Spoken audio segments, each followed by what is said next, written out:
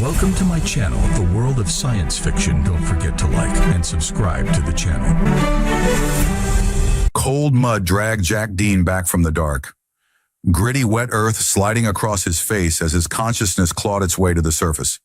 Pain lanced through his side where shrapnel had bitten deep. The taste of copper filled his mouth, and the reek of scorched flesh, his own, seared his nostrils. Don't scream. It makes the meat tough. 10 blue-skinned huntresses pulled him across a field of smoke and corpses. Their movements were mechanical, efficient. His squad was gone. The mission had failed. He was the last. A severed human arm jutted from the mud nearby, fingers still clutching a Federation-issue combat knife. Fresh blood dripped from the jagged stump. His vision cleared enough to see his men scattered across the killing field. Hernandez, face down in mud, turned purple with his blood. Rodriguez staring sightless at the alien sky. Freed torn almost in half by plasma fire. All 17 of them dead. The operation to liberate Sector 7 had become a massacre. At their head strode Tara. Her blue skin was darker than the others, marked with ritual scars that wrapped her arms like vines. She moved with the deadly grace of an apex predator. Her eyes were like two shards of frozen glass, pupils vertical slits that contracted in the hazy light filtering through the jungle canopy. Without breaking stride, she stripped his rifle from his shoulder harness, checked the magazine, then tossed it to one of her warriors. Next, she tugged his sidearm free from his thigh holster. She checked it, flipped the safety, counted the rounds. Then shockingly, she pressed it back into his palm. "One last chance at honor," she said. "No pity, no hate, just fact." Jack's fingers closed around the grip reflexively. The metal was warm from her touch. He looked down. One bullet left, heavy, dirty, a choice sharper than chains. The huntresses didn't falter, didn't loosen their grip on the ropes that bound his wrists and ankles. They dragged him onward, the ground scraping his back raw where his tactical vest had been torn away. Each jolt sent new waves of agony through his broken body. One warrior, younger than the others, with lighter blue skin marked by fewer ritual scars, caught his eye. Her gaze lingered a moment too long, something like doubt flickering across her face before she quickly looked away. As they dragged him on, Tara bent close, her lips brushing his ear, a whisper in her tongue, low, searing. He couldn't understand the words, but the tone froze his blood. The cadence was too intimate for an enemy, too urgent for ritual. Whatever she said wasn't meant for him. The pistol weighed heavier with each passing second. 1 round. In his hand, a pistol with 1 round. In his ear, a whisper meant for someone else. Who was the bullet for? The cage was woven from living vines, slick with rain that fell in steady sheets from the jungle canopy above. The warriors had constructed it with brutal efficiency, the plants seeming to bend to their will as they shaped the organic prison. Each vine was thick as his wrist, covered with barbs that leaked a faint phosphorescent fluid. Jack tested the strength of 1 bar, then pulled back quickly as it secreted a caustic substance that burned his fingertips. Not just a prison, a living weapon. Through its gaps, Jack saw the huntresses cleaning weapons, every gesture efficient, lethal. They moved with the assured confidence of those who'd been fighting all their lives. Their blue skin glistened with rain and sweat, tribal markings pulsing with a faint bioluminescence as night descended. The pistol had been taken from him again. Of course, the offering had been symbolic, not practical. Still, his palm tingled where the grip had pressed. Tara stood before the fire. The flames cast her in stark relief, turning her midnight blue skin almost black. Her posture was rigid, her face a mask of contained fury. The firelight caught her eyes, making them flash like a predator's in darkness. "Your order burned our villages," she said, her voice carrying easily over the patter of rain. Her Federation standard was unaccented, perfect, unexpected from someone his military briefings had classified as a primitive native. Jack rose on aching knees. His ribs screamed in protest, at least 2 of them broken. "We came to break the consortium. They are your tyrants. You replaced one master with another." Her eyes narrowed. "We chose nothing." She pointed at him, the gesture sharp as a blade.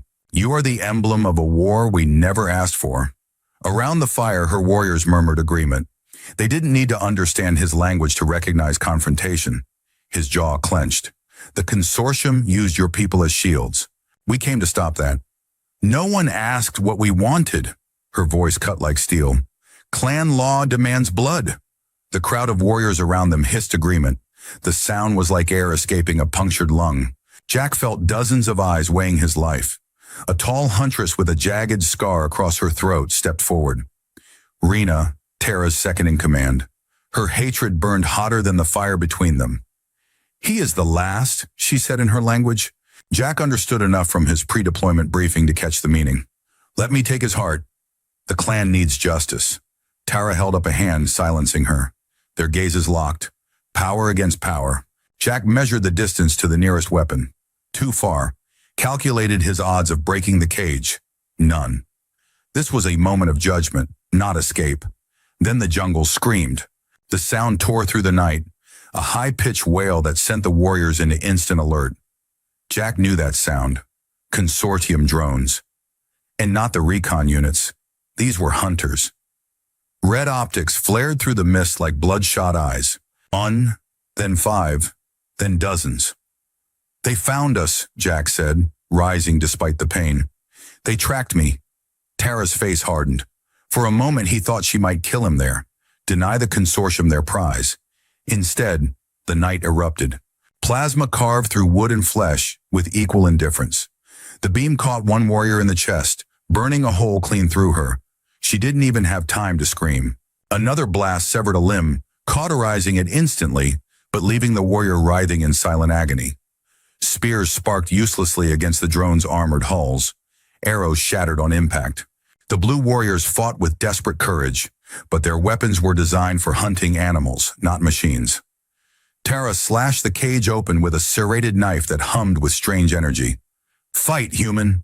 Maybe you'll die with honor. Jack didn't lunge for a blade. Instead, he observed the pattern of attack. 23 drones, moving in a standard search and destroy formation. He counted the flashes, watched the timing, found the rhythm. They follow the lead unit, he shouted over the chaos. Kill it. The rest collapse. Tara paused mid-strike, her spear raised against a drone that was lining up a shot at one of her fallen warriors. She glanced at Jack, suspicion warring with necessity in her eyes. A heartbeat passed. Then Tara barked the order in her language, sharp and clear. 3 warriors converged on the lead drone, the one with the red and gold markings on its casing. 2 fell in the attempt, their bodies smoking. The third managed to jam a spear into its sensory array. The lead drone fell in sparks. The swarm unraveled. Without central command, they fired randomly, colliding with each other in the confusion. The warriors seized the advantage, taking down drone after drone. Jack ducked under a wild plasma shot, feeling the heat sear his hair. He rolled toward a fallen warrior, grabbing her spear. The weapon felt alive in his hands, vibrating with an energy he didn't understand. He turned just as a drone targeted Tara from behind. She was engaged with another, unaware of the threat. Down! He yelled. Shrapnel tore Tara's shoulder as the drone fired. Indigo blood sprayed her arm, droplets catching the firelight like dark jewels. She staggered but didn't fall, pivoting to face the new threat. Another drone aimed, barrel glowing with building energy. Jack hurled himself forward. The blast scorched his back, searing flesh through what remained of his uniform. He screamed but kept moving, driving the stolen spear into the drone's vulnerable underside. It wasn't enough to penetrate. His hand found his sidearm, miraculously returned to Tara's belt. She must have taken it as a trophy. He fired his one bullet straight into the optic. The drone toppled backward, sensors going dark. Silence. Smoke. The smell of burned flesh and hot metal. Around them, warriors counted their dead.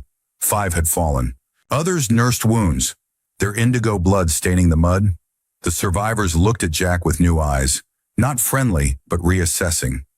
Jack tore free his last field bandage, the one that had survived with him. He bound her wound, hands trembling. The cloth stained blue and brown where his blood mixed with hers.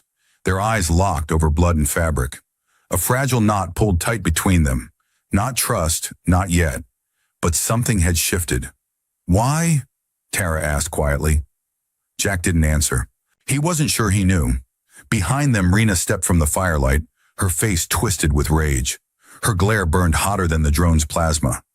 Jack met her gaze steadily. He had saved Tara. But in her second's eyes, he had committed an unforgivable sin. The boundary between enemy and ally had blurred, and in their world, such confusion was dangerous.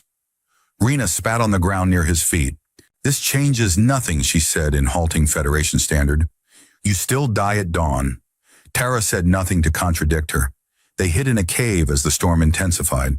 The entrance was concealed behind a waterfall that glowed faintly with bioluminescent organisms.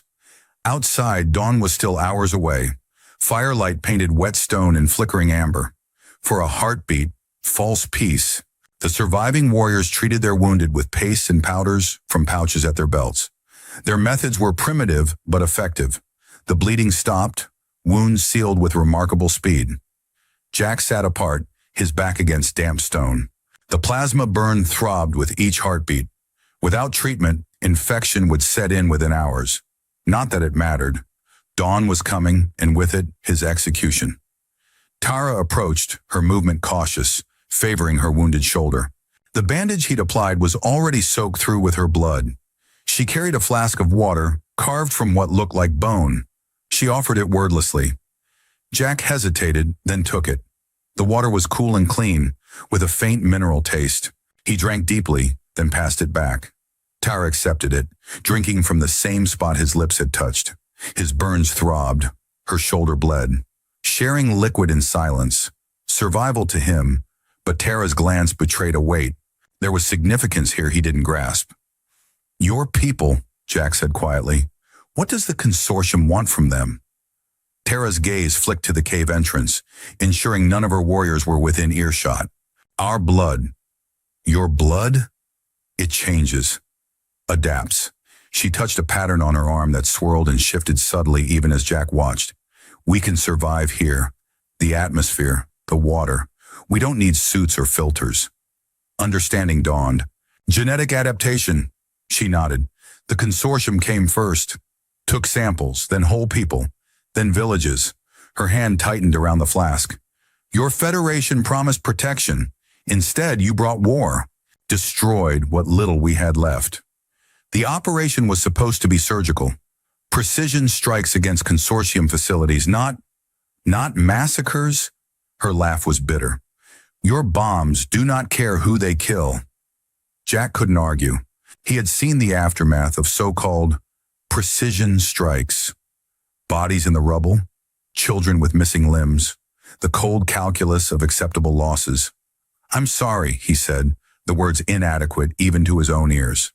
Tara's expression didn't change. "Sorry returns nothing." Rena entered the alcove carrying the same water bowl. Her eyes widened when she saw the flask in Tara's hand, the droplets still glistening at its mouth where both had drunk. "He drank from this," she hissed in their language, switching deliberately to exclude him. "You know what that means? He claimed a bond he cannot keep." Gas rippled through the cave. Spears rattled against stone. Jack didn't understand the words, but the reaction was unmistakable. He had violated some taboo. "What is she saying?" Jack demanded. "What did I do?" Tara's face was tight with tension. "Among my people, to share water is to share life. It is a bond, a promise." "It was just water," Jack said. "No," Rena snarled, switching to Federation standard. "It was law, and law demands his blood." She leveled her spear at Jack's throat. The others followed her lead, weapons raised. "I didn't know," Jack said, eyes on Tara. "I had no idea." "Ignorance does not erase the bond," Tara replied. Her voice had changed, become formal. She was speaking now as leader, not as the woman who had shared water with him. "What happens now?" Jack asked. Eyes turned to Tara. She stood between law and the man who had saved her life. The weight of command crushed her. The cave fell silent except for the distant rush of water. Then her mask closed. The vulnerability vanished, replaced by the cold face of a leader who could not show weakness. She gave one sharp command. Hands seized Jack, slammed him down. A knee pressed into his wounded back, sending agony through his body. He bit back a scream, unwilling to give them the satisfaction. "Wait!" he gasped. "Tara!" But she had already turned away, disappearing into the shadows of the cave, leaving him to face whatever came next alone. They dragged him to the ritual stone. Hard ropes bit into his wrists. The drum beats pounded, each strike echoing in his bones. The knife gleamed in the dawn light. Tara stood motionless, her face a mask. "Keep your honor." Absolute silence fell across the clearing. Her eyes met his, lingered for a heartbeat that stretched into eternity. "Don't scream. It makes the meat tough." The knife flashed in the morning light. Pain exploded across Jack's chest. Not the killing blow he expected, but a shallow cut that welled with blood. Ritual, not execution. The knife traced a pattern identical to one on Tara's own chest, a series of interlocking spirals. The crowd's murmuring changed, confusion replacing bloodlust. Rena stepped forward, her face contorted with rage. "This is not justice," she shouted. "It is weakness." "It is my right," Tara replied, voice carrying across the clearing. "Blood has been spilled. The ritual is satisfied." "Not enough blood," Rena snarled. She lunged forward, her own knife aimed at Jack's throat. Tara's hand shot out, catching Rena's wrist. The two women stood frozen, locked in a test of wills as much as strength. "Challenge me openly or stand down," Tara said, each word bitten off. Rena hesitated, calculation clear in her eyes.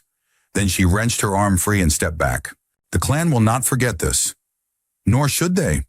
Tara turned to address the gathered tribe. "The human chose honor over death. He returned the weapon that could have freed him. This is not weakness. It is strength beyond killing." The crowd's mood was shifting. Jack could feel it in the air, a change in the tension as suspicion gave way to grudging respect. Tara cut his bonds with a single stroke. "Rise!" Jack's legs nearly buckled as he stood. The cut on his chest burned, but it was nothing compared to the plasma wound on his back or his broken ribs. He faced Tara, uncertain of protocol. "What happens now?" he asked. "Now you belong to the clan," Tara replied, "until the debt is paid." "What debt?" "My life." "You saved it." Her eyes narrowed. "Did you think that meant nothing?" Before Jack could answer, a distant sound cut through the jungle. The whine of engines, Federation gunships, rescue or perhaps reinforcements, unaware that his squad was already lost. Tara's warriors scattered, melting into the jungle with practiced speed. In moments, only Jack, Tara, and Rena remained in the clearing. "Go to your people," Tara said, stepping back. "But remember, you are bound to us now. The mark on your chest ensures it. The cut, not just ritual, but something more." Jack touched the wound, feeling a strange warmth radiating from it. "What did you do to me?" Tara's smile was sharp as a blade. "Insurance. We will find you again. When we need you." The engines grew louder. Jack could see the gunships now, 3 of them breaking through the cloud cover. He had perhaps 2 minutes before they spotted him. "Why let me go at all?" he demanded. "Because the consortium is still our enemy," Tara replied, "and your Federation, for all its flaws, fights them. We need that fight to continue. Tactical, not merciful." It made more sense now. "This isn't over," Rena said, her voice low with promise. "Your debt will be collected." The gunships dipped lower, searchlights sweeping the jungle floor. Jack looked at the 2 women, one who had saved him, one who had wanted him dead, both now linked to him by blood and ritual. "I'll be waiting," he said. Tara nodded once, then vanished into the tree line with Rena. The jungle swallowed them as if they had never been. Jack stood alone in the clearing as the gunships descended, his hand pressed against the mark on his chest. The pistol was still in his other hand, its single bullet unfired. A promise kept, a debt incurred. The first gunship touched down. Federation Marines poured out, weapons raised. Jack raised his hands, wincing as the movement pulled at his wounds. "Identify yourself," the lead Marine shouted. "Lieutenant Jack Dean, 42nd Recon," Jack replied. "Sole survivor of Operation Breakwater." The Marines lowered their weapons. One stepped forward, helmet retracting to reveal a woman's face, lined with concern and relief. "Lieutenant, we thought we'd lost you all." "What happened? Where's the rest of your squad?" Jack looked back at the jungle where Tara had disappeared. The cut on his chest pulsed with heat. "Gone," he said simply. "They're all gone." 6 months later, Jack sat in a sterile Federation debriefing room. The walls were blindingly white, the air recycled and tasteless after so many hours. This was his 3rd debriefing this week. The questions never changed, only the interrogators. Colonel Mercer tossed a data pad onto the table between them. Your report has inconsistencies, Lieutenant. Explain again how you alone survived when 17 other Marines died. Jack's hand drifted to his chest, where the scar from Tara's knife had healed into a pattern of whorls. The medical scans had found nothing unusual about it, just scar tissue. But sometimes at night it burned. I've told you everything, sir. We were ambushed. I was captured. I escaped during a consortium drone attack. The lie had become practiced over months of repetition. He had never mentioned Tara or her people. Some instinct told him they would be in danger if the Federation knew too much about them. Mercer leaned forward. And the native population? You encountered none of them? Glimpses only, Jack lied. They avoided contact. Strange, Mercer said, when our genetic analysis of your wounds showed contamination with non-human DNA. Jack's pulse quickened. The jungle is full of organisms, sir. I was dragged through mud and God knows what else. This DNA was humanoid, Lieutenant, and it matched samples recovered from consortium research facilities in that sector. Jack kept his face neutral. I wouldn't know about that, sir. Mercer studied him for a long moment, then sighed. You're being reassigned, Dean. Special operations. There's someone who wants to talk to you. The door opened. A woman entered, dressed not in military uniform, but in the sleek gray suit of Federation intelligence. Her hair was pulled back in a severe bun, her eyes sharp as a hawk's. Lieutenant Dean, she said, taking the seat Mercer vacated. I'm Director Hayes, and I believe you've been holding out on us. Jack said nothing. Hayes smiled thinly. We know about the Blueskins, Lieutenant. We know they have unique genetic adaptations that allow them to survive in environments toxic to humans. What we don't know is why they let you live. I got lucky, Jack said. No one gets that lucky. Hayes placed a new data pad on the table. It showed thermal imaging of a jungle region. Recent footage. They've been attacking consortium facilities, Lieutenant, with surprising effectiveness for primitives. Almost as if they had inside information about vulnerabilities. Jack kept his expression blank. The curious thing, Hayes continued, is that they've been avoiding Federation targets, specifically avoiding them. Now, why would they do that? Perhaps they've learned we're not the enemy, Jack suggested. Perhaps. Hayes' smile didn't reach her eyes. Or perhaps someone has been feeding them intel. Jack met her gaze steadily. Are you accusing me of treason, Director? I'm offering you a job, Lieutenant. Hayes leaned back. We want contact with these natives. Formal relations. They could be valuable allies against the consortium. If they exist, Jack said, don't play games, Dean. That mark on your chest isn't from any Federation medical procedure. She tapped the data pad. You're going back. Official mission this time. Make contact. Negotiate. Bring them into the fold. Jack thought of Tara, of the fragile trust they had built over blood and water, of the debt he still owed. And if they don't want to be found, that's not an option. Hayes stood. You ship out at 0600. A small team, your command. Find them, Lieutenant. Your career depends on it. After she left, Jack sat alone in the white room. The scar on his chest burned hotter than ever. A brand, a promise. He pressed his palm against it, wondering if somehow, somewhere in the jungle, Tara could feel his touch. The choice was made for him. Return to the blue planet, return to her. But whose side was he really on now? The Federation that had raised and trained him? Or the clan that had marked him as their own? His hand found the pistol at his side. Standard issue, fully loaded. No more single bullets and impossible choices. But as he left the room, he couldn't shake the feeling that the hardest choices still lay ahead. The insertion was clean. No gunships this time. No plasma bombardment to clear the way. Just a stealth shuttle that dropped them at the edge of clan territory and disappeared back into the clouds. Jack led his team of 4 through the undergrowth. All special forces, all volunteers for a mission with details so classified, even they didn't know the full scope. They moved with the silent precision of predators, but Jack knew they were being watched from the moment they entered the jungle. Sir, Corporal Freed whispered, pointing to a tree where bark had been stripped in a distinctive pattern. We're being marked. Keep moving, Jack replied. They know we're here. Who knows, sir? Sergeant Willis asked, finger hovering near his trigger. The briefing just said indigenous population. You'll see soon enough. They reached a clearing as dusk fell, the same clearing where Jack had been bound to the ritual stone. Though no trace of that day remained, the jungle reclaimed everything eventually. Set up perimeter, Jack ordered. No weapons hot unless I give the command. His team exchanged glances but obeyed. They were good soldiers, trained to follow orders even when they didn't understand them. Jack walked to the center of the clearing, alone. I know you're watching, he called out. I've come back. Silence. Not even the jungle insects responded. Tara, he tried, the name feeling strange on his lips after so many months. I need to speak with you. Movement at the edge of the clearing. Not Tara, but Rena. She stepped from the shadows, flanked by two warriors. Her face was painted for battle, her spear tipped with metal. Scavenged consortium tech, Jack noted. The debt-bearer returns, she said in Federation Standard. Her command of the language had improved. Have you come to pay what you owe? Jack's team tensed, weapons half raised. Jack held up a hand to still them. I've come to talk, he said. Where is Tara?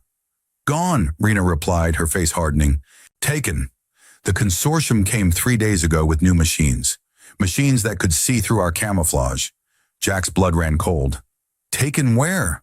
Their new facility, beyond the western ridge. Rena's eyes narrowed. We were preparing to attack when you arrived. Convenient timing. Not convenience. Connection. Jack touched the scar on his chest. It had been burning for days, growing more insistent as he neared the planet. I felt something was wrong. Rena studied him, suspicion warring with desperate need. The mark calls to its maker when blood is spilled. She fought hard, lost much blood. Jack turned to his team. Change of plans. We have a rescue mission. Sir? Willis stepped forward. Our orders were to establish diplomatic contact, not, I'm establishing contact, Jack cut him off, with their leader, who's been captured by the consortium. He turned back to Rena. We'll help you get her back. Why would you help us now, human? Rena demanded. Your people burned our homes, killed our warriors. Because I owe a debt, Jack replied simply. And because the enemy of my enemy is my friend. Rena's laugh was sharp as broken glass. Friends? We are not friends, debt-bearer, but we will accept your weapons and your bodies between us and their bullets. Charming allies, sir, Freed muttered. They don't need to be charming, Jack said. They just need to want Tara back as badly as I need to find her. He extended his hand to Rena, palm up. A gesture of alliance, temporary though it might be. After a long moment, Rena placed her palm against his. Her skin was cool, the contact brief. Until Tara is free, she agreed, then all debts are void. Jack nodded. Show us their facility. We'll make a plan.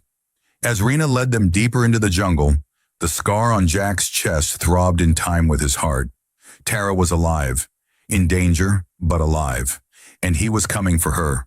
Whatever happened after, Federation politics, clan rivalries, his own divided loyalties, none of it mattered until she was safe. The mark demanded it, and so did something else, something he wasn't ready to name. The consortium facility rose from the jungle like a metallic tumor. Smooth gray walls, sensor arrays, automated defense turrets. A fortress designed to keep the jungle out and its secrets in. Jack studied it through high-powered binoculars from their vantage point on the ridge. 3 entry points, heavy security on all of them. Internal sensors will be state-of-the-art. We've tried attacking directly, Rena said. Lost 5 warriors. Their new drones can see through our camouflage. Jack lowered the binoculars. Then we don't attack directly.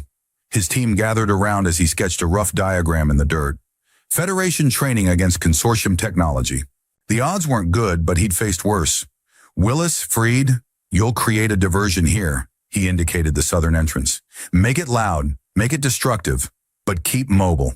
Don't let them pin you down. Yes, sir. Rodriguez, you're our tech specialist. I need their security systems compromised. I can get into their network if I can reach a terminal, sir. You'll get your chance. Jack turned to Rena. How many warriors can you spare? All of them, she replied without hesitation. 23 remain who can fight. Jack nodded. Split them between the diversion team and the main assault. I want chaos, Rena. Complete chaos. And you? She asked. I'm going in through the cooling vents, Jack said. pointing to a section of the facility where exhaust ports jutted from the walls. Small team, maximum speed. Find Terra, extract, rendezvous at the ridge. I'm coming with you, Rena said. It wasn't a request. Jack studied her. Trust wasn't an option, but necessity made strange bedfellows. Fine, but you follow my lead inside. As the others prepared, Kayla Martinez, his demolitions expert, approached. Sir, permission to speak freely? Go ahead, Lieutenant. This isn't the mission we were briefed for. Her voice was low. Director Hayes wanted diplomatic contact, not a rescue operation that could trigger all-out war with the consortium. Hayes doesn't know the situation on the ground, Jack replied. We adapt, we overcome. And if she had other motives for sending us here? Martinez pressed. If this isn't just about diplomacy? Jack paused. Hayes's interest in the blueskins had seemed too focused, too urgent. What are you suggesting, Lieutenant? The samples they recovered from your wounds. The genetic material. There were rumors at headquarters about new bioweapons research. Jack's mouth went dry. You think Hayes wants their DNA? For weapons? Martinez shrugged. I think there's a reason we're a small team with minimal oversight, sir. The implication hung in the air. A covert team could just as easily collect samples as make diplomatic contact. And if those samples came from bodies rather than living subjects, it would be simpler, cleaner. Jack's jaw tightened. Our mission parameters just changed again, Martinez. We get Tara out and we make sure Hayes never gets what she's after. That sounds dangerously close to treason, sir. It's justice. Jack checked his weapon. Are you with me? Martinez hesitated, then nodded. For now, sir, but I'd like to get home in one piece. That makes two of us. Jack turned to the waiting team. We move in 1 hour. Get ready. As darkness fell, Jack found a moment of solitude. The scar on his chest burned constantly now, a beacon leading him toward Tara. He pressed his palm against it, wondering if she could somehow sense his presence too. I'm coming, he whispered to the night. The diversion hit with the subtlety of a supernova. Willis and Freed had rigged the southern perimeter with enough explosives to level a small outpost. When they detonated, the night sky turned momentarily to day, the shock wave flattening vegetation for 50 meters. Alarm klaxons wailed. Consortium security forces poured out of the facility like angry insects from a disturbed hive. Rena's warriors met them with a coordinated attack. Spears and arrows augmented with salvaged consortium tech. Blue shadows darting between trees, striking and vanishing. Jack watched from the ventilation shaft, counting down. Rodriguez, status? Working on it, sir, came the reply through his earpiece. Their security is adaptive. Give me 3 more minutes. We may not have 3 minutes. Jack turned to Rena and the 2 warriors who had joined their infiltration team. We go now. Stay close. Stay silent. The cooling vent was barely wide enough for a human, let alone Jack's combat gear. He stripped down to essentials: sidearm, combat knife, emergency medical kit. The blue warriors needed even less, their slender bodies slipping through the narrow passage like water. Inside the facility was a sterile maze of corridors and laboratories.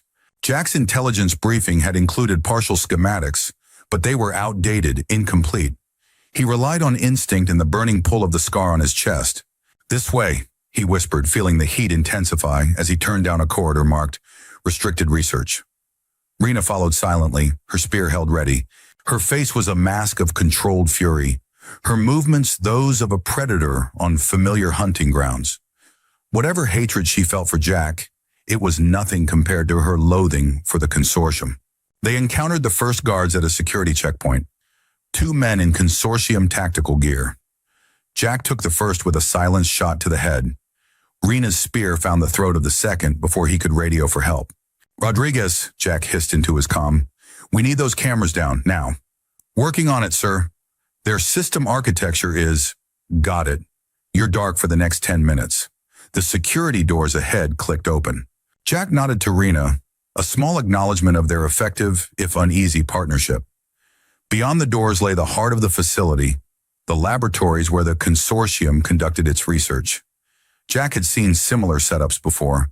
Clean rooms, containment units, medical equipment with purposes he preferred not to contemplate. The scar burned hotter than ever, drawing him toward a sealed door at the far end of the corridor.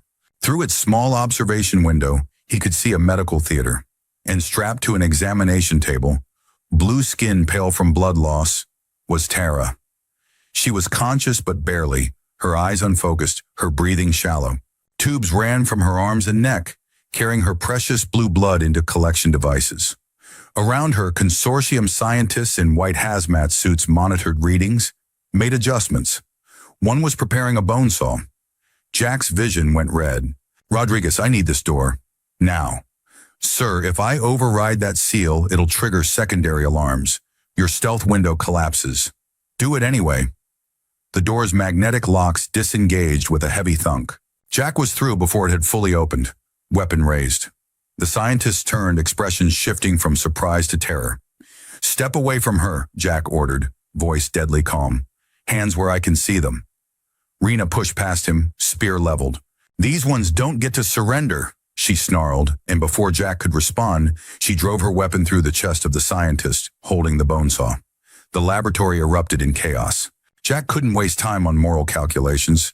These were the enemy, and they stood between him and Tara. He fired twice, dropping 2 more scientists. The last tried to reach an alarm panel. Rena's warriors cut him down before his fingers found the button. Jack holstered his weapon and moved to Tara's side.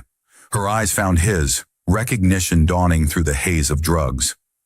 "You came," she whispered, her voice raw. "I owed a debt," he replied, working to free her restraints.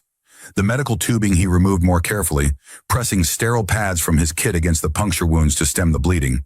"More than debt," she said, her fingers finding the scar on his chest through his tactical vest. "You felt it." Jack didn't answer. There was no time to explore what the connection between them might mean. "Can you walk?" Tara tried to sit up, then fell back, too weak from blood loss and whatever drugs they had pumped into her system. "Not fast enough." "Then I'll carry you." Jack lifted her gently, surprised at how light she felt. Whatever the consortium had been doing, it had taken a severe toll. Rena appeared at his side, her warriors having secured the room. "The others?" "Taken to other labs," Tara managed. 6 of them, down that corridor. She pointed weakly. Jack's comm crackled. "Sir, we have a problem," Willis reported, breathless. "Consortium reinforcements just arrived. Heavy weapons. Drones. We're falling back, but they're pushing hard." Jack made a quick calculation. 6 more prisoners. Limited time. An army closing in. "Rena, take your warriors. Free your people. We'll cover your escape." Rena's eyes narrowed. "And leave Tara with you?" "I think not. She needs medical attention I can provide," Jack said firmly. "And I need you to get your people out. All of them." Tara's hand found Rena's arm. "Go," she ordered. "Free them." "I trust the debt-bearer." Conflict played across Rena's face, but years of obedience to her leader won out. She nodded once, sharply. "Meet at the rendezvous point. If you are not there." The threat hung unfinished. Jack nodded. "We'll be there." As Rena and her warriors disappeared down the corridor, Jack adjusted his grip on Tara. "Hold on. This won't be a smooth ride." "It never is with you humans," she replied, a ghost of humor in her voice despite her condition. Jack moved as quickly as he dared, backtracking toward their entry point. The ventilation shaft would be impossible with Tara in his arms. They would need to find another way out. "Rodriguez, we need an exit. East side of the facility." "Working on it, sir." "There's a maintenance hatch that leads to a service road." "Sending coordinates now." Jack's HUD displayed the route. Not ideal, it would take them closer to the fighting, but they had no choice. As they moved through the sterile corridors, Tara's breathing grew more labored. The bandages on her neck and arms were already soaked through with indigo blood. "Stay with me," Jack urged. "We're almost out." "The others," she whispered. "My people. Did the consortium take many?" "We'll know soon enough." Jack checked a corner before proceeding. "Rena will get them out." "And then what, Jack Dean?" "Your Federation wants us as much as the consortium does. Different methods, same goal." Jack couldn't deny it. Hayes' interest in the Blueskins' genetic adaptations hadn't been purely diplomatic. "I won't let that happen," he said. Tara's laugh was weak. "One human against his whole kind? Poor odds. I've faced worse." They reached the maintenance hatch Rodriguez had identified. Jack set Tara down gently while he worked the manual release. Outside, the sounds of battle had intensified. Plasma fire, explosions, the distinctive war cries of Rena's warriors. The hatch swung open to reveal the jungle, tantalizingly close. But between them and the tree line lay an exposed stretch of service road, currently a battlefield. Consortium forces had established a perimeter, cutting off the most direct escape route. "Sir," Martinez's voice came through the comm, "we've secured transport at the rendezvous point, but we can't hold long. Consortium air support incoming." Jack surveyed the chaos, looking for a path through. "Understood. We're coming to you. Prepare for immediate dust-off." He gathered Tara in his arms again. Her skin felt cooler than before, her breathing shallower. "Just a little further," he promised. "If I die," she said, each word an effort, "the mark dies with me. You would be free of the debt." "That's not why I came back." The admission surprised even him. Tara's eyes found his, searching. Whatever she saw there seemed to satisfy her. She nodded once, then closed her eyes, conserving strength. Jack took a deep breath, then sprinted into the open. Tara clutched against his chest. Plasma fire immediately tracked toward them, sizzling the air inches from his head. He zigzagged, using debris and smoking wreckage for momentary cover. A consortium drone spotted them, its targeting sensors locking on. Jack dove behind a fallen tree as plasma carved the ground where he'd stood a second before. He couldn't outrun it, not while carrying Tara. Then a spear pierced the drone's sensor array from behind. Rena emerged from smoke, 6 blue warriors at her back, the rescued prisoners, weak but mobile. "Move!" she shouted. "We clear a path!" Jack didn't waste breath on thanks. He ran as Rena's warriors engaged the drone, drawing its fire away from them. The jungle's edge came closer, 50 meters, then 30, then 10. As they reached the tree line, an explosion tore through the battlefield behind them. Jack glanced back to see a secondary power source in the facility detonating. Martinez's handiwork, no doubt. The blast created a momentary lull in the fighting as both sides sought cover. "All teams, fall back to extraction," Jack ordered into his comm. "Mission accomplished." They reached the rendezvous point, a small clearing just large enough for their transport, a stealth shuttle disguised with adaptive camouflage. Willis and Freed had already arrived, both wounded but mobile. Rodriguez manned the shuttle systems, ready for immediate departure. Rena and her warriors materialized from the jungle moments later, carrying their wounded. Their numbers had been further reduced. Only 18 stood where 23 had begun the mission. "Your people?" Jack asked, gently transferring Tara to a medical berth inside the shuttle. "All freed," Rena confirmed. "Some will not survive the night." Her gaze fell on Tara. "Will she?" Jack checked Tara's vitals. Her pulse was thready, her breathing irregular. Without proper medical care, her chances were slim. "She needs blood," he said. "Your kind's blood." Rena didn't hesitate. She extended her arm. "Take mine." "Not here," Jack shook his head. "We need to get airborne first. Consortium reinforcements will be here any minute." As if summoned by his words, the distant whine of approaching aircraft cut through the jungle sounds. Heavier ships, gunships most likely, coming to obliterate anything that moved. "Everyone aboard," Jack ordered. "Now." Rena balked. "My warriors cannot all fit in your flying machine." "Then we make 2 trips." Jack knew it was impossible. They barely had fuel for one escape, let alone a return. Tara's voice weak but clear. "No." All eyes turned to her. She had pushed herself up on one elbow, her face drawn with pain, but her eyes clear. "My people know these jungles," she said. "They can hide, evade, but they cannot fight another battle. Not tonight." She looked at Jack. "Take me and Rena. The clan needs leadership. The rest will survive on their own terms." Rena started to protest, but Tara cut her off with a gesture. "It is decided." The approaching engines grew louder. Time had run out. Jack turned to the waiting warriors. "Go. Disappear. We'll find you again." They melted into the jungle without argument, trained by generations of survival to know when to fight and when to vanish. "Everyone else, strap in," Jack ordered, sealing the shuttle hatch. "Rodriguez, get us airborne. Martinez, prepare for countermeasures. We're going to have company." As the shuttle's engines engaged, lifting them above the canopy, Jack secured Tara's berth.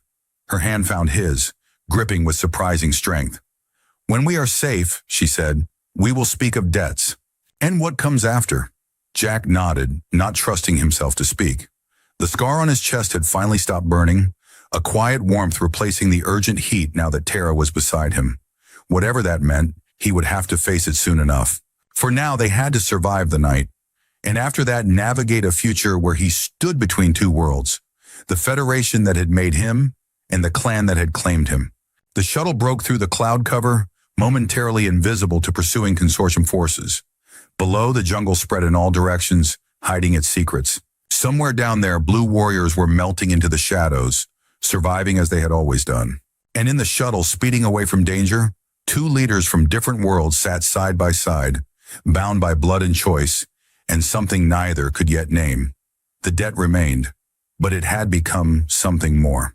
2 weeks later, Jack stood before Director Hayes in the same sterile briefing room where he had received his mission. His report lay between them on the table, deliberately incomplete. "So you found no trace of the clan leader," Hayes said, her tone making it clear she didn't believe him. "The consortium had already completed their extractions," Jack replied evenly. "Whatever genetic material they were after, they got it before we arrived. And yet you destroyed their facility anyway." "Consortium research into biological weapons can't be allowed to continue, ma'am."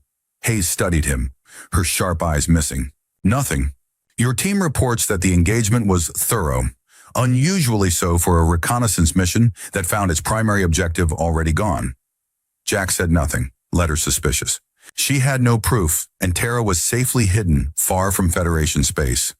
Rena, too, though keeping the warrior from trying to kill him in his sleep, had been a challenge during their journey to the safe house. "The wound on your chest," Hayes said suddenly. "Our medical team reports it's changed." Jack's hand moved unconsciously to the scar. It had indeed changed, the pattern shifting subtly each day, reflecting Tara's condition as she recovered.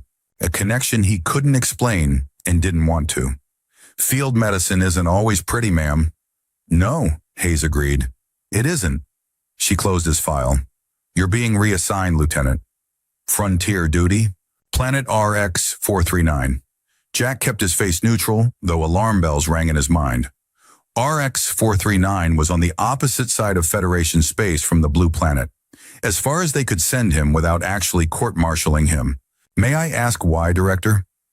"Because you're either incompetent or lying," Hayes replied bluntly. "And I don't believe you're incompetent." Jack met her gaze without flinching. "I completed the mission parameters, made contact with the indigenous population, assessed their threat level." "And your assessment?" "Leave them alone," Jack said, his voice hardening slightly. "They want no part in our war with the consortium. Forcing the issue will only create another enemy." Hayes smiled thinly. "Advice noted, Lieutenant. You ship out tomorrow. Dismissed." Jack stood, saluted crisply, and left the room. He had expected this. Punishment disguised as reassignment.